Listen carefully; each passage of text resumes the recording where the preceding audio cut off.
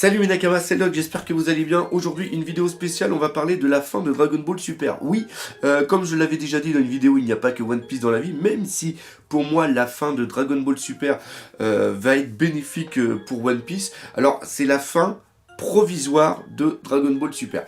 Alors je vois déjà certains là derrière, là qui sont en train de rager derrière leur clavier. Vous êtes en train de préparer pour faire un putain de commentaire. Alors je vous invite à déverser votre haine dans les commentaires ou à foutre des putains de pouces négatifs, parce que il faut pas se mentir, ça fait du bien et je veux aussi servir à ça. Je veux que certains qui ont des rancœurs envers des personnes quoi que ce soit, eh bien peuvent aussi utiliser mes vidéos parce qu'ils aiment pas ma gueule ou parce qu'ils aiment pas ce qu'ils font. Et c'est leur petit plaisir, vu que je fais une vidéo à peu près tous les jours, bah tous les jours ils se disent ah putain ça fait plaisir, je vais aller gueuler un petit peu sur le doc, voilà, donc voilà, donc j'aime bien que des gens, ça leur fasse plaisir que je fasse des vidéos, et ça me fait aussi plaisir en un sens de savoir que je suis l'exultoire de certaines personnes. Donc voilà, il y en a certains qui vont dire oui, il est encore recherche de vues, oui, il est pas capable d'atteindre les 100 000 tout seul en faisant que du One Piece, donc il est obligé d'aller surfer dans le Dragon Ball Super, oui, il va encore faire des vidéos putaclic, oui, il va encore faire des titres de merde et tout ça, donc oui, vous inquiétez pas, allez-y. Cependant, j'ai décidé de faire cette vidéo parce que je trouve qu'il y a des choses à dire, et j'aime bien aussi des fois donner un petit peu mon avis. Et surtout, j'ai pris un petit peu de recul quand même, j'ai pris un petit peu de recul pour faire cette vidéo pour éviter de dire de la merde, voilà. Puis aussi parce que j'étais malade. D'ailleurs, entre parenthèses, un gros merci pour tous les messages de soutien que vous avez dit sur ma critique et analyse de l'épisode 822. Et j'ai bien aimé justement les mecs qui ont tapé les commentaires en faisant semblant d'être malade, d'être enrhumé. Donc ça, voilà. Ça, tu vois, les trucs comme ça me fait plaisir. Ça, franchement, c'est vraiment génial. Alors, on va revenir dans le vif du sujet parce que c'est quand même la fin provisoire de Dragon Ball Super. Ça va s'arrêter, le dernier épisode normalement est le 25 mars 2018, et à partir du 1er avril 2018, au niveau de Fuji TV, à la même heure que Dragon Ball, il va y avoir l'anime Gege no Kitaro, qui est quelque chose qui date de 1968, si je ne dis pas de conneries, ça a été fait en 17 tomes. Enfin bref, il y a eu quand même pas mal de séries, et il y a eu aussi quelques films d'animation, et donc on va baser un petit peu là-dessus pour essayer de se projeter un petit peu dans le futur. Alors déjà, la première chose, c'est que certains vont penser que je vais faire ma pute, c'est-à-dire que je vais me réjouir de cette fin de Dragon Ball Super en me disant bah tant mieux, ceux qui ont mis tous les œufs dans le même panier, c'est-à-dire qu'en parlant que de Dragon Ball et Dragon Ball Super, et bien maintenant ils vont plus avoir de boulot, ils vont complètement être à la ramasse, et donc pour moi ça va me faire plus de vues parce que les gens qui l'ont regardé maintenant, ils vont venir regarder ma gueule, chose qui n'est pas du tout le cas, parce que petit 1, la plupart des chaînes qui sont spécialisées dans Dragon Ball vont continuer à faire des vidéos sur Dragon Ball. Pourquoi ? Parce que Dragon Ball est tellement important, Dragon Ball a tellement marqué, et au niveau de la France, et ça je l'ai vécu et je le vis toujours d'un point de vue émotionnel, il y a un lien entre la France et Dragon Ball. Ce lien a été créé avant avec Goldorak. Oui, les plus vieux le seront. Goldorak a vraiment marqué les esprits au niveau de la France, comme a marqué les esprits au niveau de l'Italie, mais d'un point de vue vraiment plus global, vraiment plus général, Dragon Ball fait partie de l'identité de beaucoup de générations françaises, et cette identité a été transmise à d'autres générations. Donc toutes les générations qui vont venir vont vivre avec Dragon Ball. En France, c'est sûr, certains, c'est trop marqué dans les esprits, et je trouve en un sens que c'est beau qu'une œuvre comme ça, et plus, ça fait partie de la pop culture, elle s'est complètement intégrée et fait partie maintenant de l'identité et de l'ADN de beaucoup de personnes. Donc ça, c'est absolument magnifique. Chose qui n'arrivera peut-être pas avec One Piece, par exemple. Au niveau de la France, au niveau du Japon, oui, ça y est, ça commence. Mais au niveau de la France, je sais pas s'il y aura ce même engouement qu'il y a eu au niveau... Ça serait bon d'ailleurs de faire un jour une vidéo avec d'autres personnes, ou à une sorte de live, et d'en parler, parce que je trouve que c'est vachement intéressant. Donc voilà, donc pour dire que ceux qui ont fait des vidéos avant, et ben ils vont continuer à en faire parce que c'est tellement vaste, et ceux qui ont fait des reviews, qui sont vraiment spécialisés dans les reviews de Dragon Ball Super, et bien il y a tellement de choses qui vont arriver dans quelques mois, qui vont toujours pouvoir continuer à surfer, c'est-à-dire que la visibilité qu'ils ont acquis grâce à Dragon Ball Super, ils ne vont pas la perdre, parce que pareil, il y a souvent les cas, c'est que les gens suivent un youtubeur pour ce qu'il dit, mais surtout pour ce qu'il est. Voilà, et donc moi je sais que vu comment je suis dans mes vidéos et vu comment je les fais, j'ai une partie de Nakama qui me soutiendra et d'autres qui regardent Dragon Ball mais qui ne s'identifient pas en moi. C'est pas parce que Dragon Ball Super que moi maintenant je vais faire plus de vues ou que je vais faire plus d'abonnés. Je vais toujours être dans ma petite continuité. Donc ça c'est vraiment très très important. Et non, je ne me réjouis pas du tout. Ce n'est pas un plaisir malsain que j'ai eu en ayant la vision de la fin de Dragon Ball, même si bien sûr je n'ai pas pu m'empêcher de faire certains trolls au niveau de Facebook et surtout au niveau de Twitter. Donc ça c'est la chose. Alors maintenant concrètement, que va apporter la fin de Dragon Ball Super et pour moi, quand est-ce qu'une suite ou un spin-off ou autre chose va arriver plus tard? On sait que j'ai fait une petite recherche sur justement je vais l'appeler la licence Gege no Kitaro. Il y a eu 5 saisons, celle-ci va être la 6e. Et la première a fait 60 épisodes, la deuxième en a fait 40, et après les autres en ont fait une centaine. Donc si on table à peu près sur la même chose, on va être au-delà, je pense qu'on va être au-delà de l'année. On va vraiment aller sur quelque chose qui va peut-être s'étaler même sur 1 an et demi. Donc personnellement, je vais voir le retour de l'anime si elle prend le même créneau horaire d'ici milieu 2019, voire début d'année 2020. Ce qu'il faut savoir aussi, c'est que ça a été dit par le mangaka qui est en charge de Dragon Ball Super, c'est-à-dire que là on parle bien du manga. Le manga va continuer après la fin de l'anime. C'est-à-dire qu'une fois le manga, on sait bien que le manga a du retard, le manga fait à peu près une quarantaine de pages et sort tous les mois dans le V-Jump, et ce qui se passe c'est qu'à un moment, on va peut-être tabler ça pour novembre 2018, il va rattraper la fin de Dragon Ball Super et va aller au-delà. C'est-à-dire qu'il va nous offrir une continuité dans la temporalité de Dragon Ball Super. Qu'est-ce qui va se passer concrètement? Je ne sais pas, je ne lis pas assez Dragon Ball, je ne suis pas assez assidu pour voir dans quelle direction après ça va aller par rapport à la résurrection des mondes, par rapport à des alliances, par rapport à d'autres choses qui pourraient être créées. Enfin, je sais pas du tout, voire même s'ils vont... Je sais pas, franchement, ça serait complètement débile que je me mette à faire des théories sur Dragon Ball Super. Mais ce qui est vraiment important, c'est que... c'est-à-dire qu'après, on va devenir dans un truc qui va être comme One Piece, c'est-à-dire que le manga va être avant l'anime. Le manga va être avant l'anime, et c'est-à-dire que il n'y aura peut-être pas autant les gens n'auront peut-être pas autant de plaisir à regarder l'anime. C'est-à-dire que quand tu regardes un anime, si tu suis d'abord le manga, tu vas te faire hyper. Et comme le manga Dragon Ball a une telle importance, je pense que énormément de personnes vont vouloir savoir ce qui va se passer après. C'est-à-dire que contrairement à Dragon Ball, ou contrairement par exemple à l'Attaque des Titans, il y en a beaucoup qui aiment tellement l'anime qu'ils veulent le suivre qu'en anime. C'est-à-dire qu'ils se retiennent de se faire spoiler. Je pense que pour Dragon Ball, ça va être totalement différent. Et malheureusement, si le scénario est aussi en dents de scie, la hype autour de l'anime, s'il n'y a pas une bonne animation, je pense que la hype va quand même tomber parce qu'il n'y aura pas ce désir de regarder pour savoir ce qui va se passer, vu qu'on saura déjà ce qu'il va y avoir avant. Donc ça, c'était la première chose. Après, moi, ce que j'avais pensé, c'est que je m'étais dit, vu qu'au niveau de One Piece, ce qui est en train de se passer en ce moment dans le manga, c'est excellent. Je me suis dit, si ça c'est foutu en anime d'une bonne façon, ça va être absolument génial. Donc j'avais pensé que la Toei, vu qu'au Japon, One Piece, c'est quelque chose d'absolument phénoménal, d'un point de vue de l'anime, même si, comme je l'ai dit avant, le manga présente tout avant, d'un point de vue des audiences, on est à peu près dans le même quota. C'est quand même assez hallucinant.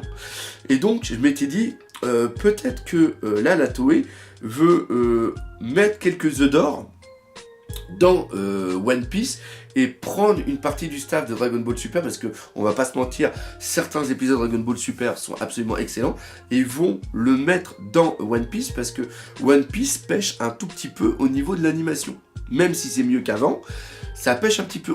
On a du mal à rejoindre l'âge d'or qui était au niveau de Enies Lobby, au niveau de Thriller Bark, au niveau de Chabondi et au niveau de Marineford. Et je m'étais dit ça, sauf que j'avais oublié de prendre en compte qu'il y avait quand même ce putain de film qui va sortir au niveau de décembre.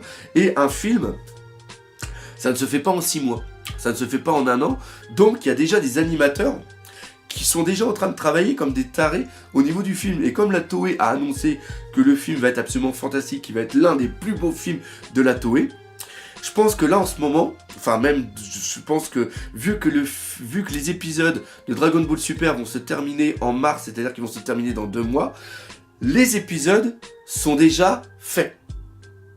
C'est-à-dire que les épisodes, ils commencent à être réalisés 4 mois en amont.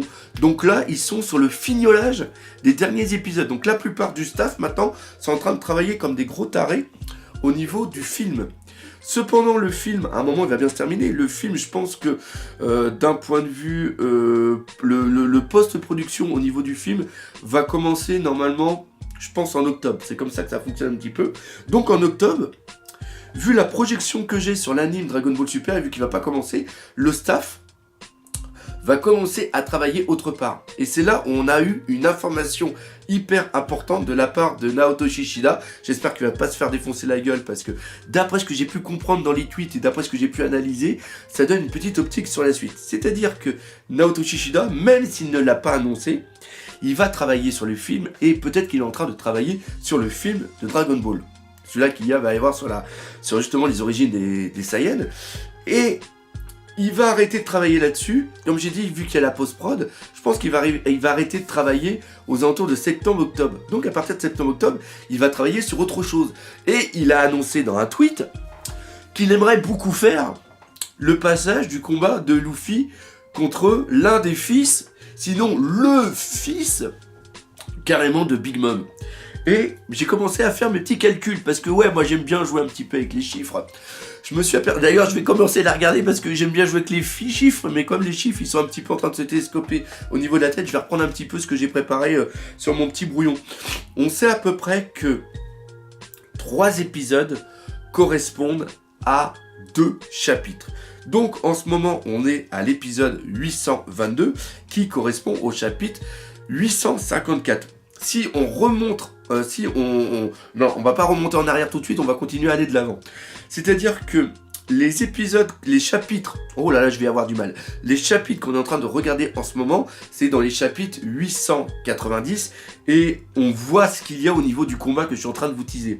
Donc si on prend toujours la logique que 3 épisodes égale 2 chapitres, on va arriver pour le chapitre 894 correspondra aux épisodes 882. On est à peu près dans le même quota. Et si on prend à peu près la même logique, c'est-à-dire que les épisodes arriveront en mars 2019.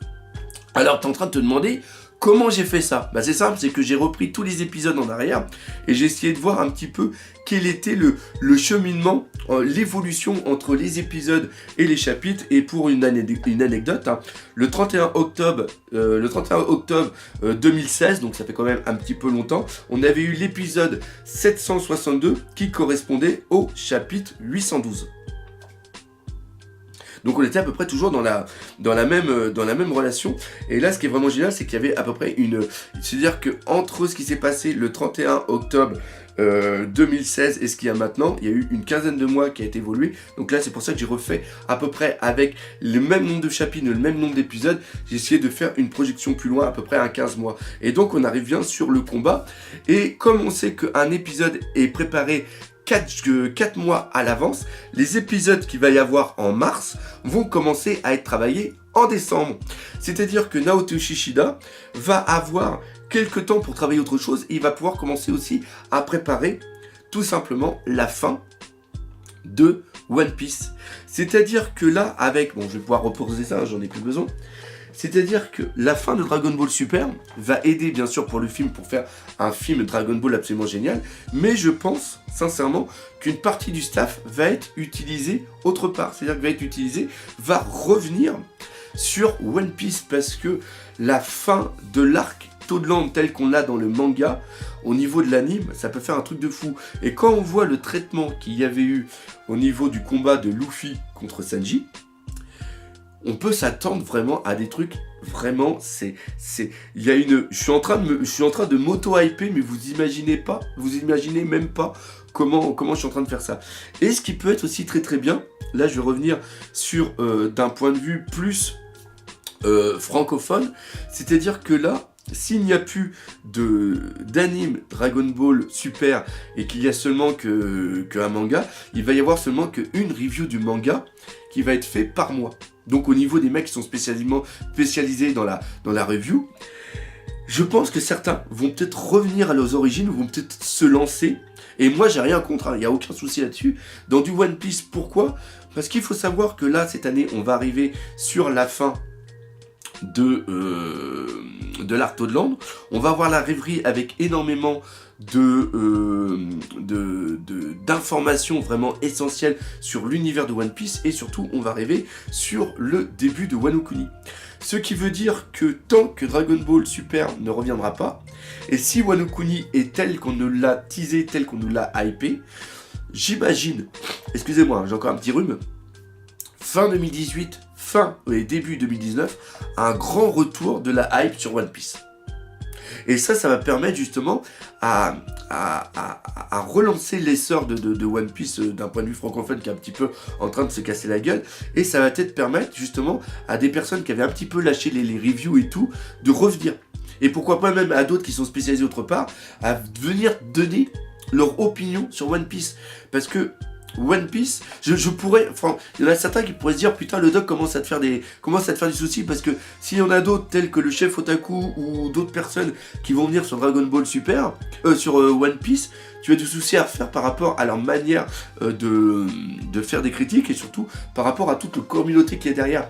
Et non, moi, en un sens, je m'en réjouis, parce que plus on sera nombreux à parler de One Piece, plus ça va inciter les gens à s'y intéresser. Et moi, c'est tout ce que je demande. Je demande aux gens qui s'intéressent, je demande aux gens qui comprennent ce que c'est One Piece. Et c'est vrai que le fait qu'on ait, et j'étais le premier à le faire, vous avez été nombreux à me le dire dans les commentaires, à faire toujours cette comparaison entre Dragon Ball Super et One Piece, je pense que One Piece, avec ce qui va arriver, va créer une certaine hype. Et je pense que si les combats sont assez dynamiques, si les combats sont assez bons, et si on a toujours un bon scénario, je pense qu'il y a moyen de faire comprendre aux autres que, au-delà de Dragon Ball Super, il y a quand même d'autres trucs qui existent et qui méritent qu'on s'y intéresse. Et comme malheureusement la plupart des gens sont des moutons, si on a des grands youtubeurs qui commencent à parler de One Piece sur différentes choses, eh bien ça va faire un effet de masse qui ne pourra être que bénéfique. Et comme j'ai dit, moi je suis un vieux, moi je suis un petit peu le papa, le vieux papa de One Piece, je suis un petit peu le Barbe Blanche. Et ben c'est pas parce que Barbe Blanche faisait partie de la vieille génération, et c'est pas parce que la nouvelle génération est arrivée qu'on a oublié la vieille génération. C'est-à-dire que la nouvelle génération ne va pas piétiner la vieille. J'aurai toujours ma place, j'aurai toujours mon endroit, j'aurai toujours mon musée, j'aurai toujours ma passion pour parler de One Piece. Et s'il y en a d'autres qui amènent leur passion, et s'il y a d'autres personnes qui amènent leur truc, donc oui, ça ne peut être que bénéfique. Et c'est pour ça que la fin, entre guillemets, provisoire de Dragon Ball Super, il ne faut pas prendre ça comme un malheur, il ne faut pas prendre ça comme quelque chose de cruel, et comme il ne faut pas s'en avoir du plaisir pour un aspect malsain, mais il faut prendre ça comme quelque chose de bénéfique. Et encore une fois, quand il y a une pause sur quelque chose, quand Dragon Ball Super reviendra avec un nouveau truc, et ben on sera peut-être encore plus hypé de le revoir.